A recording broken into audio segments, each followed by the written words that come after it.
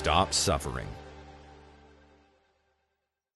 எல்லோருக்கும் இனிய மாலை வணக்கம் மக்களை. இந்த வாரங்களிலே நாம் தொடர்ந்து திங்கள் முதல் புதன்கிழமை வரை நிகழ்ச்சியிலே ஒன்றிணைந்திருந்தோம்.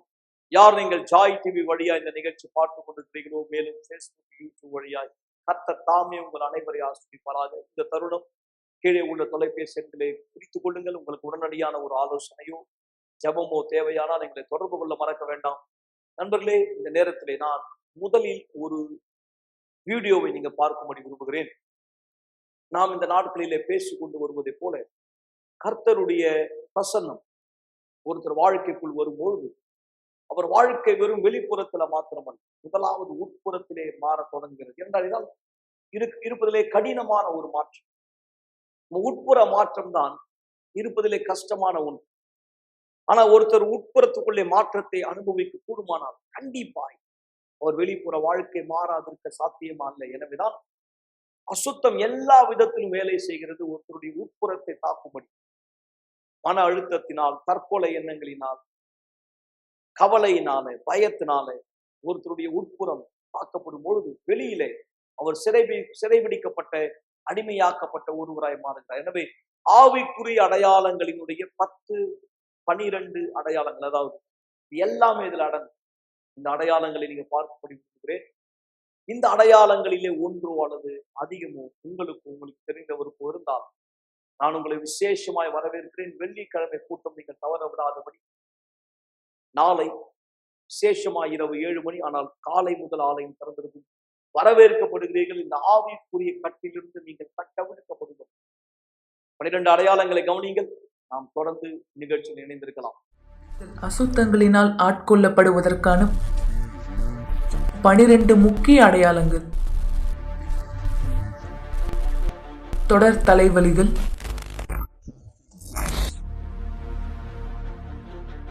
பயங்கள்,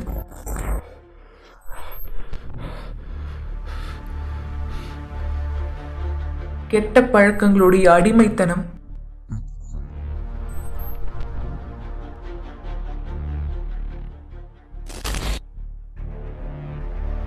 தற்கொலை யோசனைகள் மற்றும் மன அழுத்தங்கள்.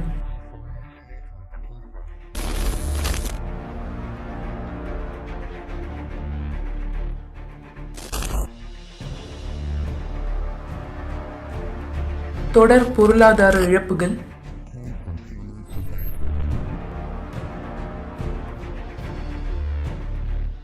கெட்ட கனவுகள் மற்றும் தூக்கம் இல்லாத இரவுகள்,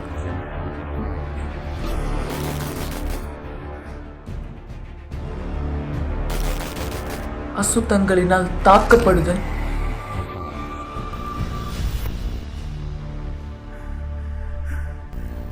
பொறாமை மற்றும் வன் கண்ணிற்கு பாதிக்கப்பட்டவர்,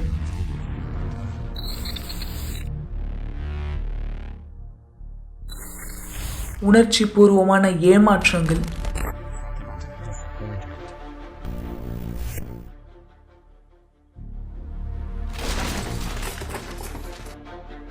மருத்துவர்களால் கண்டறியப்பட முடியாத வியாதிகள்,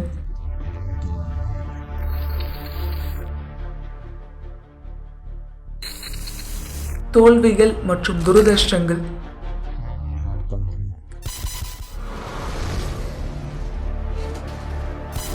குரல்களை கேட்பது மற்றும் நிழல்களை பார்ப்பது.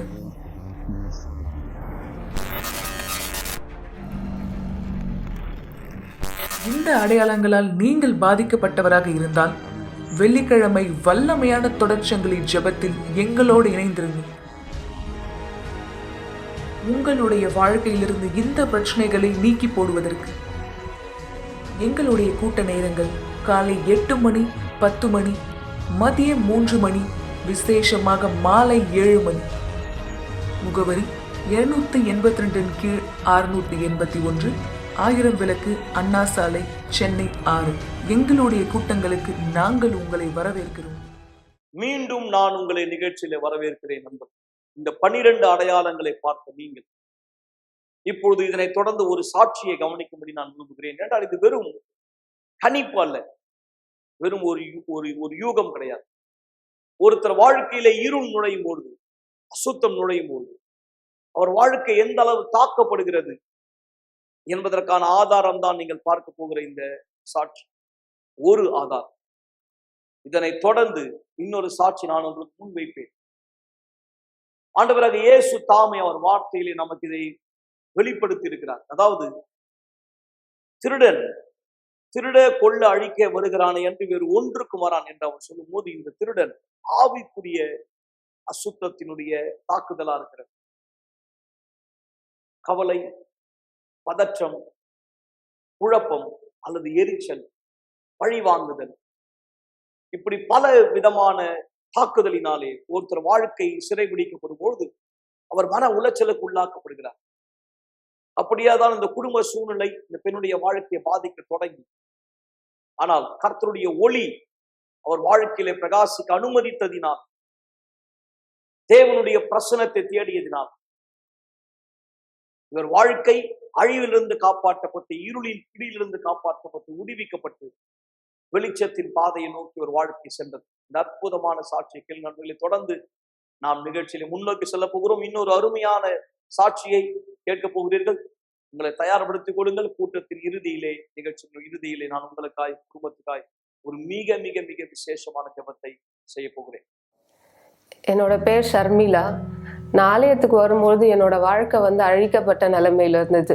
அதாவது ஒவ்வொரு நாளும் எங்கள் அப்பா அம்மாவோட சண்டை. தினமும் எங்கள் அப்பா குடிச்சிட்டு எங்கள் அம்மாவோட சண்டை போடுவார், அவங்கள அடிப்பார், காயப்படுத்துவார். தினம் இதை பார்க்கும்பொழுது எனக்கு ஏன் வாழணுன்ற விரக்தியாக இருக்கும். எனக்கு அந்த பிரச்சனையை எப்படி சரி பண்ணணும்னு தெரியாது. ஆனால் அதை பார்த்து நான் ஒவ்வொரு நாளும் அழுவேன். எங்கள் அப்பாவை போய் தடுத்து நிறுத்த கூட எனக்கு தைரியம் கிடையாது. ஏன்னா அவரை பார்த்தா எனக்கு பயம், என்னையும் அவர் அடிப்பார் அப்படின்னு சொல்லிட்டு. அதனால ஸ்கூலுக்கு போவேன். ஸ்கூலுக்கு போனாலும் எல்லாரும் சந்தோஷமா இருப்பாங்க, ஆனால் நான் மட்டும் சோகமா இருப்பேன். ஏன்னா டெய்லி நடக்கிற பிரச்சனை பார்த்து நான் பயந்து போயிருப்பேன். அதனால என்னால் சரியா படிக்க முடியாது.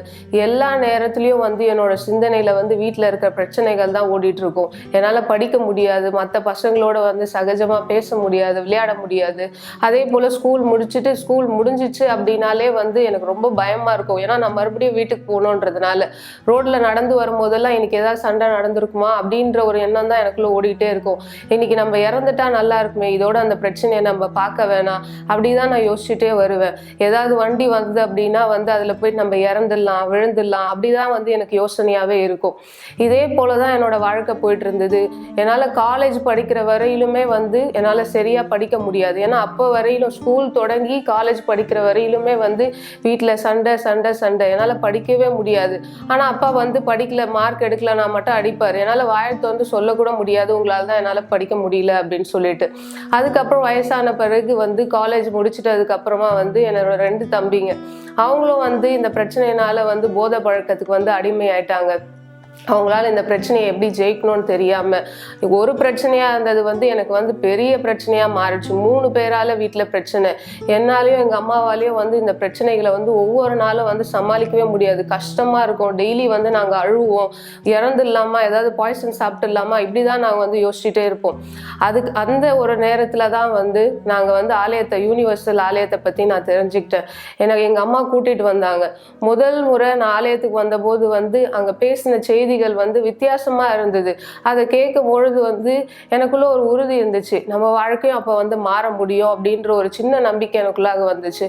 அதுக்கப்புறமா நானும் எங்க அம்மாவும் தொடர்ந்து வர ஆரம்பிச்சோம். அங்க கொடுக்குற செய்திகளை நான் கேட்பேன்.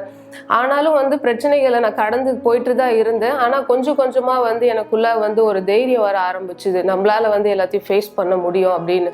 அதுக்கப்புறமா நான் பரிசுத்த ஆவியை பத்தி தெரிஞ்சுக்கிட்டேன். நான் பரிசுத்த ஆவியை பத்தி தெரிஞ்சுக்கின பிற்பாடு நான் புரிஞ்சுக்கிட்டேன், எனக்குள்ள இருக்கிற விஷயங்களை நான் எடுக்கணும், எனக்குள்ள இருக்கிற கோவத்தை நான் எடுக்கணும். ஏன்னா எங்க அப்பா மேல எனக்கு ரொம்ப கோவமா இருந்தது. அந்த கோவத்தை நான் எடுக்கணும்ன்றது தெரிஞ்சுக்கிட்டேன். முதல்ல அவரை நான் மன்னிச்சேன். எங்க வீட்டுல இருக்க என் தம்பிங்க மேல எனக்கு கோவம் இருந்துச்சு, அவங்களையும் நான் மன்னிச்சேன். எனக்குள்ள நிறைய எங்க குடும்பத்தார் மேல நிறைய வெறுப்புணர்ச்சியான இருந்துச்சு. ஆனா அவங்கள நான் மன்னிச்சேன். தேவனுடைய ஆவியை நான் எனக்குள்ள பெறணும் அப்படின்னா முதல்ல எனக்குள்ள இருக்கிற என் இருதயத்துல இருக்கிற எல்லா விஷயத்தையும் நான் எடுக்கணும்னு நான் நினைச்சேன். முதல்ல வந்து எனக்கு கஷ்டமா தான் இருந்தது. எங்க அப்பாவை வந்து நான் மன்னிக்கணும், என் குடும்பத்தாரை வந்து மன்னிக்கணும்னு நினைக்கும் போது எனக்கு கஷ்டமா இருந்தது. ஆனா நான் புரிஞ்சுக்கிட்டேன், இது எல்லாத்தையும் வந்து நான் கைவிட்டா மட்டும்தான் பரிசுத்த ஆவியை வந்து நான் பெற முடியும்னு. நான் செஞ்ச பிற்பாடு வந்து நான் தேவனுடைய ஆவியை வந்து எனக்குள்ளாக பெற்றுக்கொண்டேன். பிற்பாடு வந்து என் வாழ்க்கையில எல்லாமே மாறிடுச்சு. நான் வந்து தன்னம்பிக்கை இழந்த ஒரு நபரா இருந்தேன். ஆனா எனக்குள்ள தன்னம்பிக்கை கிடைச்சது. எல்லாருமே என்னால சொன்னாங்க, நான் படிச்ச துறையில வந்து என்னால வந்து வேலைக்கு போக முடியாது, என்னால எல்லாரும் மாதிரி சுலபமா இருக்க முடியாது சொன்னாங்க. வாழ்க்கையில வந்து என்னால ஜெயிக்கவே முடியாதுன்னு நிறைய பேர் சொன்னாங்க. ஆனா பரிசுத்த ஆவி பெற்ற பிற்பாடு, தேவனுடைய ஆவி எனக்குள்ள வந்த பிற்பாடு, இனிமேலும் வந்து எனக்கு சாகணும்ன்ற எண்ணமே கிடையாது. நான் வாழணும், நான் இன்னும் நிறைய அச்சீவ் பண்ணணும் வாழ்க்கையிலன்ற விருப்பம் எனக்குள்ளாக இருக்கு. யாருமே படாத சந்தோஷத்தை தேவன் எனக்குள்ளாக கொடுத்திருக்கார். இந்த சந்தோஷத்தையும் சமாதானத்தையும் யாருமே எனக்குள்ளாக இருந்து எடுக்கவே முடியாது.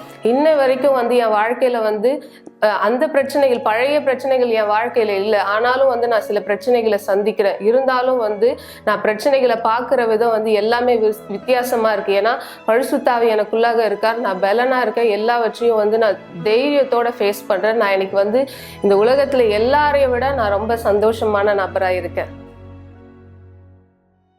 நல்லது நண்பர்களே, மீண்டும் நான் உங்களை நிகழ்ச்சியில வரவேற்கிறேன். கண்டிப்பா இந்த சாட்சி உங்களில் அநேகருக்கு உதவியா இருந்திருக்கும் நான் விசுவாசிக்கிறேன். உங்கள் பார்வை திறக்கக்கூடிய ஒன்றாக. கர்த்தருடைய பிரசன்னம் ஒருத்தர் வாழ்க்கையில் எவ்வளவு முக்கியம் என்றால் நண்பர்களே, விலை மதிக்க முடியாத பொக்கிஷம் அது. ஆண்டவராகிய இயேசுடைய அறிவுரை என்ன தெரியுமா? இவ்வுலகத்திலே உங்களுக்கு பொக்கிஷங்களை சேர்த்து வைக்க வேண்டாம். அவர் சொல்ல வந்தது, நீங்கள் பொருள் சேர்த்து வைப்பதோ அல்லது எதிர்காலத்துக்காக சேர்த்து வைப்பதோ, உங்க பிள்ளைகளுக்காக சேர்த்து வைப்பதை பற்றியோ அவர் சொல்லவில்லை. அதாவது உங்கள் மனதை பொருள் சேர்ப்பதிலேயே வைப்பதை பற்றி அவர் சொல்லுகிறார். உலகத்திலே பூச்சியும் துருவும் அதை கெடுக்கும், திருடர் கண்ணமிட்டு திருடுவார்கள் என்று அவர் சொல்லும்போது, இவ்வுலகத்துல நம்ம என்னதான் சேர்த்தாலும் அது ஒருபோது நம் வாழ்க்கையினுடைய கடைசி வரை நம்மோடு வரப்போவதில்லை.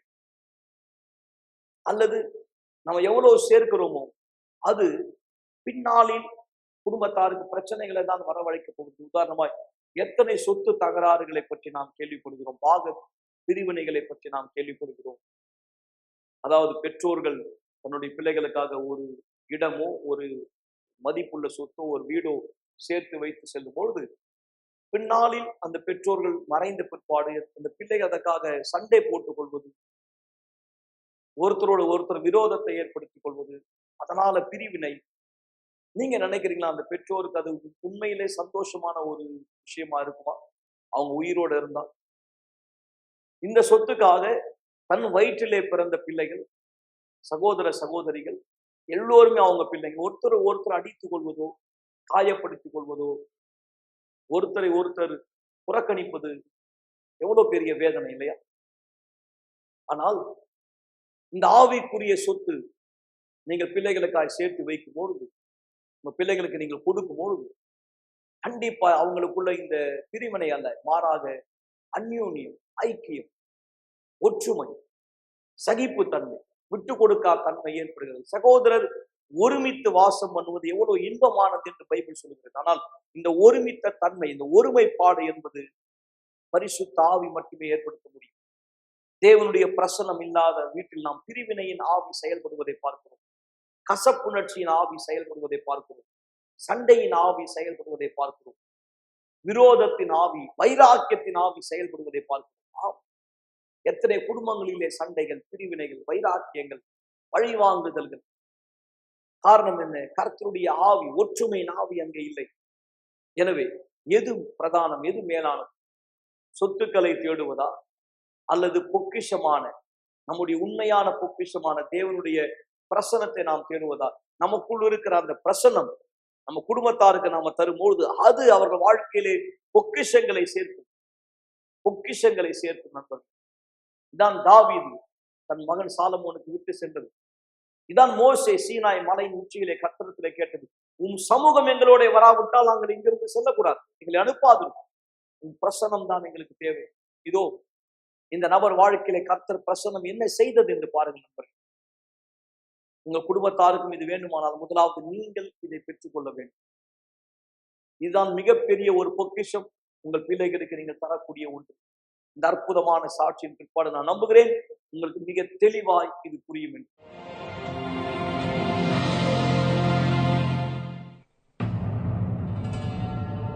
என்னுடைய வாழ்க்கை இப்படியாக தான் இந்த இடத்தில் இருந்தது. 27 வருடங்கள் கொக்கைன் கிராக் பழக்கத்திற்கு அடிமையாக இருந்தேன். 4 வருடங்கள் ஒரு பொறி வீட்டிலே வாழ்ந்து கொண்டிருந்தேன்.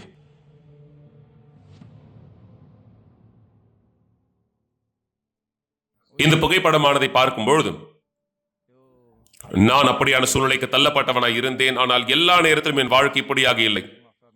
நான் 200 வயதுடைய ஒரு குடும்பத்தை சார்ந்தவனாய் இருந்தேன். ஒரு அருமையான குடும்பம் எனக்கு இருந்தது, படிப்பறிவானது இருந்தது. நான் வேலை செய்ய தொடங்கினேன். அதன் பிற்பாடு உலகத்திலே மிகப்பெரிய 2வது விளம்பர நிறுவனத்திற்கு வேலை செய்ய தொடங்கினேன். நான் பணம் சம்பாதிக்க ஆரம்பித்தேன். அதன் பிற்பாடு புகைப்படங்களை தயாரித்தேன். புகைப்படங்களுக்கான பிரேம்களை ஆயத்தப்படுத்தினேன், கண்ணாடிகளை. உலகம் எங்கிலும் எனக்கு விற்பனை பிரதிநிதிகள் இருந்தார்கள். வியாபாரமானது மிக சிறந்ததாய் வளர்ந்தது. கிடங்கை திறந்தேன். ஒரு குறிப்பிட்ட நேரத்திலே எனக்கு 23 வேலையாட்கள் இருந்தார்கள். நான் சில இயந்திரங்களை வாங்கினேன், இட்டாலியன் மிஷின்களை வாங்கினேன். பணமானது வர தொடங்கியது. அதன் பிற்பாடு நான் என்னுடைய வாழ்க்கையில் கவனமாக இல்லை. குடிப்பழக்கமானது இருந்தது, போதை பழக்கம் இருந்தது, பெண்கள். என்னுடைய சரிவானது அங்கு தொடங்கியது. நான் பணமானதை இழக்க ஆரம்பித்தேன். நான் கடன் பிரச்சனையிலே விழுந்தேன். வங்கிகள் மத்தியிலே நான் என்னுடைய சொத்துக்களை விற்க வேண்டியதாக இருந்தது. என்னுடைய கெட்ட பழக்கங்கள் மட்டுமல்லாமல் நான் அப்படியாக என்னுடைய பழைய தோற்றத்தையும் இழக்க ஆரம்பித்துக் கொண்டிருந்தேன்.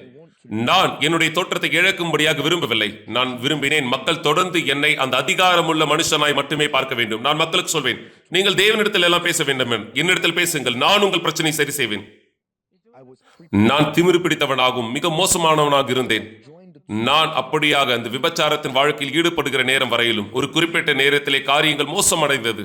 இருப்பினும் இதுதான் மெய்யாக இந்த இடத்தில் அழிவின் நிலையாய் மாறியது. இந்த அவமானமானது தொடங்கியது. ஏனென்றால் இனியும் என்னிடத்தில் பணமானது இல்லை. ஆனால் தொடர்ந்து நான் போதையை பயன்படுத்த விரும்பினேன். அதனாலே என்னிடத்தில் இருந்த எல்லாவற்றையும் செலவு செய்தேன். நான் தெருக்களுக்கு அப்படியாக தள்ளப்பட்டேன். மிகவும் விலை உயர்ந்த இடத்திலிருந்து சன்போலாவிலிருந்து நான் அப்படியான தரித்திரமான இடத்திற்கு, ஒரு ஏழ்மையான இடத்திற்கு தள்ளப்பட்டேன். அருமையானது. காரியங்கள் ஏற்கனவே மிகவும் மோசமானதா இருந்ததில் மிக மோசமானதா இருந்தது. எனக்கு தேவையானது எல்லாமே. நான் அப்படியான ஒரு பொறி வீட்டிலே என் வாழ்க்கையை நிறுத்தினேன். நான் அங்கு சென்றேன். சிறிது வெட்கப்பட்டேன். இரண்டால் வாழ்க்கை அந்த இடத்திலே மிகவும் அதிகற்பதமான ஒன்றாய் இருந்தது, மிக நிஜமானதாக. அங்கு மிக மோசமான நிலை இருந்தது, மிக மோசமான விபச்சாரத்தின் நிலை. அங்கு செல்லக்கூடிய ஒரு நபரானவர், இப்படியாக சொல்லலாம், 70 கிலோ இருக்கக்கூடிய ஒரு நபர் ஒரே வாரத்திலே 10 கிலோவானதை இந்த இடத்தில் இழந்து போவார். அவர்கள் எலும்பு கூடாய் மாறுகிற வரையும் நான் சீக்கிரத்திலே கிராக் அந்த போதை எடுத்துக்கொள்வேன். நான் எழுந்திருப்பேன், நான் கிராக் போதை எடுத்துக்கொள்வேன். முடிக்கும் பொழுது இனியும் அந்த குடிப்பழக்கமானது இல்லை, இந்த கிராக் இல்லை, கொக்கைன் இல்லை என்று சொல்லும் பொழுது என்னுடைய நினைவுகள் வரும். அப்பொழுது நான் இந்த இடத்தில் நினைவு கூறுவேன், எனக்கு ஒரு மகன் இருந்தான், மனைவி இருந்தால், வீடு இருந்தது, எனக்கு நேசமானது இருந்தது, அந்த அன்பானது மக்கரையும் இருந்தது. நான் இது எல்லாவற்றையும் மாற்றிக்கொண்டேன் போதை பழக்கத்திற்காக.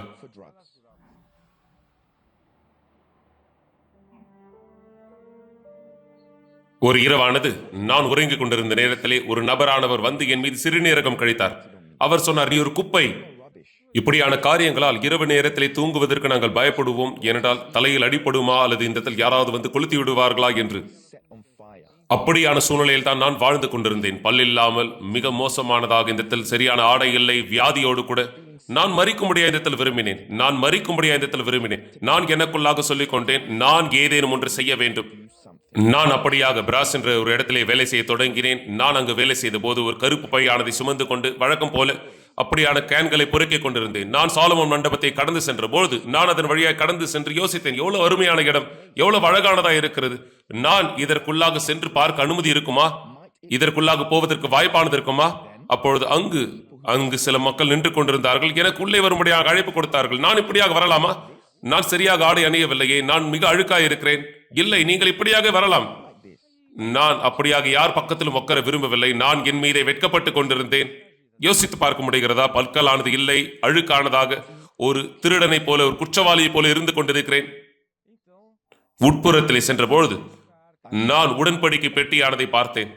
அங்கு சாலமோன் மண்டபமாய் இருந்த எல்லாவற்றையும். எனவே நான் சொன்னேன், ஆண்டவரே,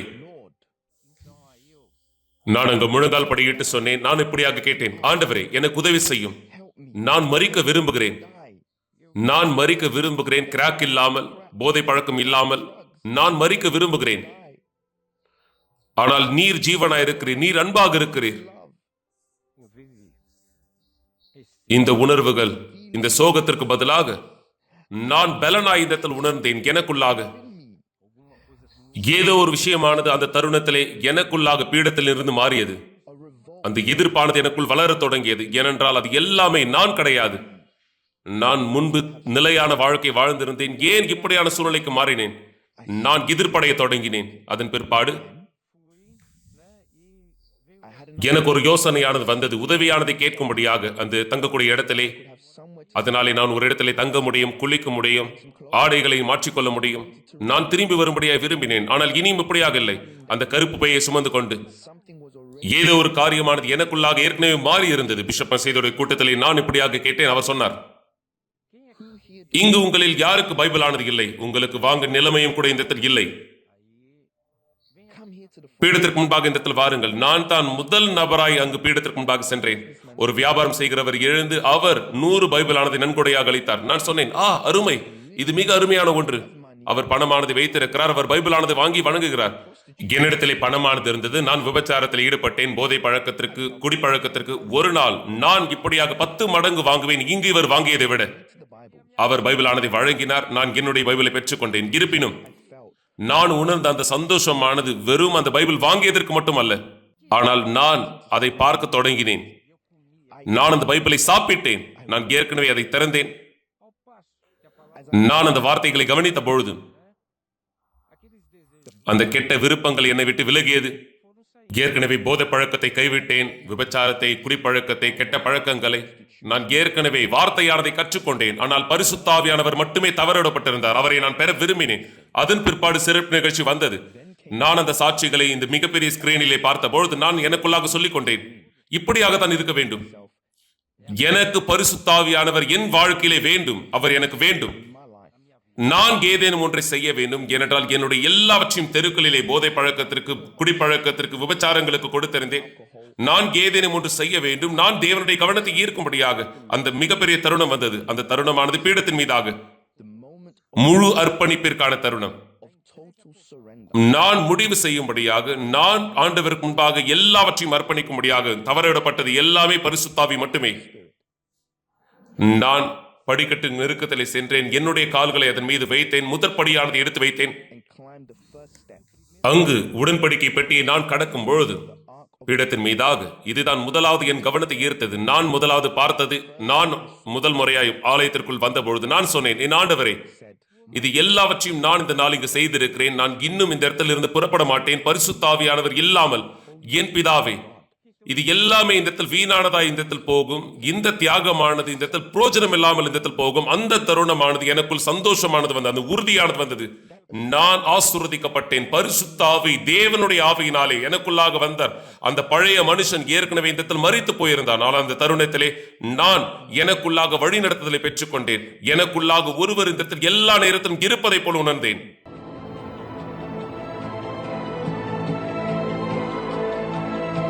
எப்படியாக நான் எதிர்ப்போடு கூட இருந்தேனோ, பரிசுத்த ஆவியானவர் தேவனுடைய ஆவியை பெற்றுக் கொள்ளும்படியாக, அதே போல் நான் எதிர்ப்போடு கூட இருந்தேன். என் நிலைமையை மாற்றிக் கொள்ளும்படியாக நடந்தது என்ன?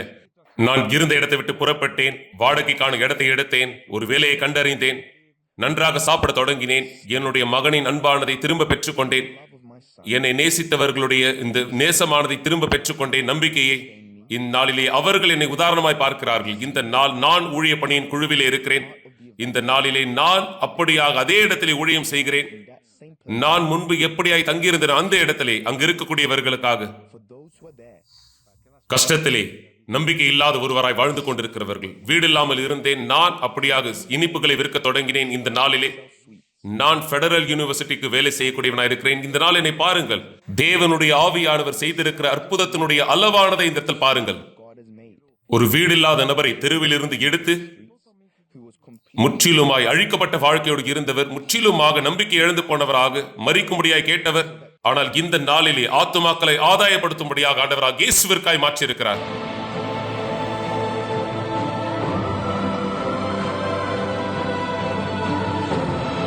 நான் என்னுடைய நன்றியானதை வெளிப்படுத்த விரும்புகிறேன். முதலாவது தேவனுக்காக. நானும் கூட அந்த நாளுக்காய் நன்றி செலுத்துகிறேன். பிஷப் மசேதா ஆனவர் கேட்டபொழுது,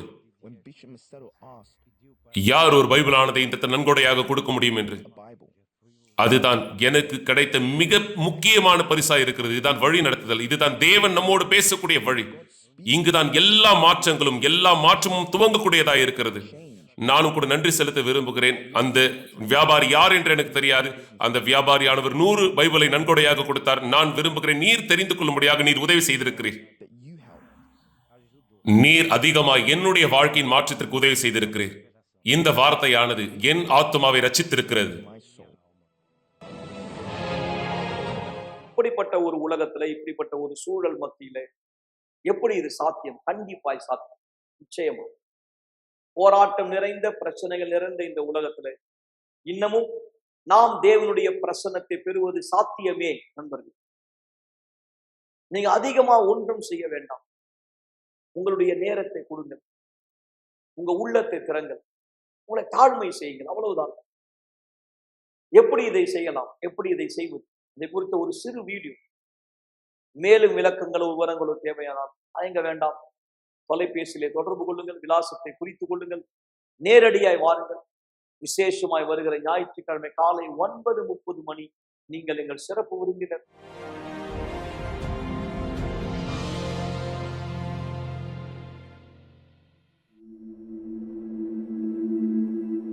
அந்த தங்க சிலைக்கு முன்பாக மக்கள் தன்னுடைய துணிகளை கழற்றி எது தவறோ அதை செய்தார்கள். அவர்களுடைய அர்ப்பணிப்பு மிக மோசமானதாக இருந்தது. தேவன் அவர்களை அழிக்க கூட நினைத்தார்.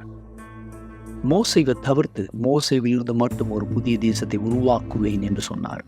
அந்த செய்தி மக்கள் செவிகளிலே கேட்ட உடனே, தேவன் ஒருபோதும் உங்களோடு செல்வதில்லை. ஆண்டவர் அவர்களை மன்னித்து ஒரு விண்ணப்பத்தை எழுப்பினார். ஆண்டவர் சொன்ன வார்த்தை, உங்கள் ஆபரணங்களை கழிச்சு போடுங்கள். இது மூலமாய் நேர்மையை, அர்ப்பணிப்போம் தேவனுக்காய் தர முடியும். அநேக மக்கள் அசுத்தத்திற்காய் என்ன வேணாலும் செய்ய தயாராக தனக்கு இருந்த உறவை முடிக்க விரும்பாதனால என்ன பண்ணியிருக்கா பாருங்க, எல்லோரையும் சேர்த்து தன் குடும்பத்தோடு சேர்த்து ஈர்ச்சிருக்கார் உள்ள. ஒருவனால் தவறு செய்ய விரும்பினால், தவறு செய்தால் அவரால் எப்படி தேவனிடத்தில் அவர் வாழ்க்கை கொடுத்து சரி செய்து கொள்ள முடியாது. அநேக மக்கள் இப்படியே வாழ்கிறார்கள். வெளியே ஆடம்பரமான வாழ்க்கை, சிரிப்பு, மகிழ்ச்சி, சோஷியல் மீடியா தன்னை அழகுபடுத்திக் கொள்ளுகிறார்கள். ஆனால் உள்ளே அழிக்கப்பட்ட வாழ்க்கை. ஒரு வீடியோக்குள் மிக குப்பை இருப்பதைப் போல, ஆனால் வெளியே குறித்து கவலைப்படுகிறார்கள் அழகுபடுத்த. இது பிரயோஜனம் அல்ல. உங்கள் வெளியே அழகாய் இருப்பது, ஆனால் உங்களுக்குள்ளே கவலைப்பட்டு கொண்டிருந்தால், உங்களுக்குள் அந்த பாரத்தை சுமந்திருந்தால், வெறும் உங்களால் தேவனிடத்தில் தரும்போது மட்டும்தான் நேர்மையாய், உண்மையாய் நீங்கள் அவரோடு இணையும் முயற்சி செய்தால் உங்கள் ஆத்மா இளைப்பாறுதல் தரும். அதற்கு அவர், என் சமூகம் உனக்கு முன்பாக செல்லும், நான் உனக்கு இளைப்பாறுதல் தருவேன் என்றார். உங்களுடைய ஆபரணங்களை கழட்டி போடுங்கள். தேவனுடைய முகத்து முன்பாக வாருங்கள். உங்களுக்கு தேவையான எல்லா ஒன்றையும் நீங்கள் அடைவீர்கள் அவர் மூலமாய்.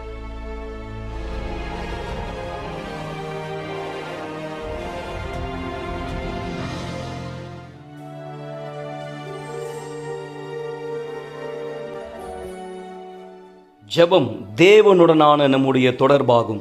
நீங்கள் சாட்சிகளை பார்த்தீர்கள், நீங்கள் வார்த்தையை கேட்டீர்கள். ஆனால் இப்பொழுது தயவு செய்து கண்களை மூடியிருங்கள். ஜெப நேரத்திற்காய் நாம் நம்மை ஆயத்தப்படுத்திக் கொள்ளலாம். சர்வ வல்லமையான தேவனே, இந்த அற்புதமான சாட்சிகளுக்காக நன்றி செலுத்துகிறேன். நீ கொடுத்த வார்த்தைக்காக நன்றி செலுத்துகிறேன். இவ்வுலகத்திலே ஆண்டவரே, நாங்கள் சேர்த்து வைக்க வேண்டிய பொக்கிஷம் எங்கள் பிள்ளைகளுக்காய் உங்களுடைய பிரசன்னம் மட்டுமே. முதலாவதாய் பிரதானமாய் உன் பிரசன்னம், அதனோடு சேர்த்து எல்லாம் கூட கொடுக்க. எனவேதான் நீ சொன்னீர், உண்ண உணவு, உடுக்க உடை, இருக்க இடம், இவை யாவும் உங்களுக்காய் கொடுக்கப்படும், கவலைப்படாதீர்கள். முதலாவது என் ராஜ்யத்தை, என் நீதியை தேடு. அதைதான் மோசே சீனாய் மலையின் உச்சியிலே உம்மிடத்திலே சொன்னார். உன் பிரசனம், உன் சமூகம் எங்களோடு வராவிட்டால் எங்களை விடத்திலிருந்து அனுப்பாது. இந்த குடும்பத்துக்குள்ளே எவ்வளவு குழப்பங்கள், சகோதரர்கள் மத்தியில் எவ்வளவு வாக்குவாதங்கள், பிரச்சனைகள், சண்டைகள், மன்னிக்க முடியாமைகள், கசப்புணர்ச்சிகள். என் தகப்பனே, இந்த தன்மை இந்த தருணத்திலே இந்த ஜபத்தை கேட்கிற யார் வாழ்க்கையில் இந்த பாதிப்பு இருந்தாலும் நான் உம்மிடத்திலே கேட்கிறேன், இந்த தண்ணீரை உபயோகி, ஆசீர்வதியும். இதன் மூலமா எல்லா கசப்பான எண்ணங்கள் விலகட்டும், கசப்புணர்ச்சிகள் மறையட்டும், பழிவாங்குதல்கள் மறையட்டும், மன்னிக்க முடியாத தன்மைகள் மறையட்டும். சகோதரர்கள் மத்தியிலே, கணவன் மனைவியின் மத்தியிலே, பெற்றோர் பிள்ளைகள் மத்தியிலே ஒற்றுமை நாவி வருவதாக இந்த குடும்பத்துக்குள் இருக்கிற எல்லா பிரிவினைகள் மறையட்டுமா. ஜபத்தை கேட்கிற ஒவ்வொருத்தர் மீதும் நான் சமாதானத்தை அறிக்கை செய்கிறேன். ஆண்டவராக இயேசுவின் பெயரால் ஆமென். ஆசீர்வாதமான தண்ணீரை குடியுங்கள். இப்போதே கர்த்தருடைய பிரசன்னம் உங்களோடும் உங்கள் குடும்பத்தாரோடும் கூட இருப்பதாய். நாளையும் எங்களோட நிகழ்ச்சி இணைய மறக்க வேண்டாம். தேவன் உங்கள் அனைவரை ஆசீர்வதிப்பாராய். ஆசீர்வாதமான இரவா இருக்கட்டும். சென்று வாங்க. கவலைப்படுவதை நிறுத்துங்கள் என்ற நிகழ்ச்சியை பார்த்து கொண்டிருப்பதற்கு மிக்க நன்றி. கூட்டம் முடிந்த பிற்பாடும் நீங்கள் எங்களை தொடர்பு கொள்ளலாம். மறந்து விடாதீர்கள், எங்களுடைய எண் 9384638738. நன்றி.